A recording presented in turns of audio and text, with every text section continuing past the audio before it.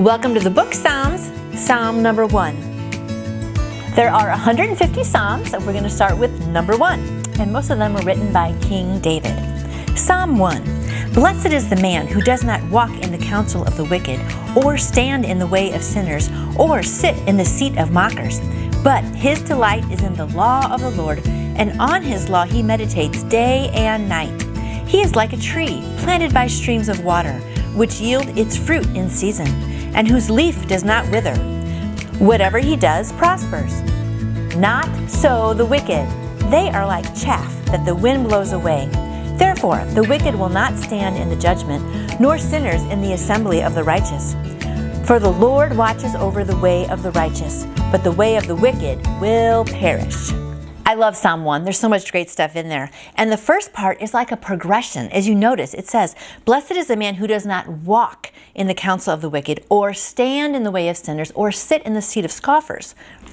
So what I was always taught about this first psalm is that it kind of has 3 parts. It's a progression. Say there's people on this side of the street smoking, drinking, doing bad things. And over here is where you're walking on the good side, right?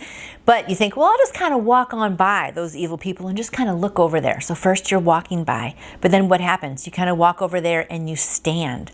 And then pretty soon, what do? You sit down by them. See that progression? So if you don't walk by them in the first place, you won't stand and then you won't sit. So I just love that progression. And it always just helps me to try to stay away from evil. Just don't walk by it in the first place. And then I love a tree that's planted by streams of water. Where do a lot of trees grow? By water, right? Whenever you have a river, there's always lush things growing on both sides. But the further you get away from the river, what happens? Things die because they don't get the river water. So what does that mean for us? Where do we need to be? If Jesus is the water and he's the life, right? We need to be by his river. The closer we are to him, we're going to be fed and we're going to just flourish more. And then the wicked are like chaff that the wind blows away. You know what chaff is? When they take wheat and they kind of sift it like this, they throw it up, and the chaff is what ends up getting loose. And when they throw it up, the wind just carries it away, and all you have left is like the good kernels. And so that's how the wicked's going to be. They're going to be like, whew, just gone with the wind. And then the wicked are not going to stand in the judgment, but the Lord watches over the way of the righteous, but the way of the wicked will perish. So that's comforting to me, knowing that the Lord is always watching over me, and the way of the wicked is going to perish. So when you see, sometimes it's hard, isn't it right? You see people who aren't doing the right thing, they're being mean and cheating and not going to church and not following God, and they're the ones making all the money or getting popular or whatever.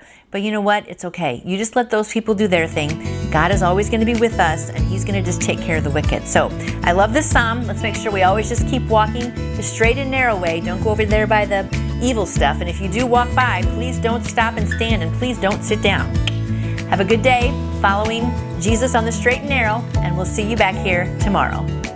And I would like to answer any question you may have about faith in Jesus. Just email me through my website, nancyjoytoyou.com.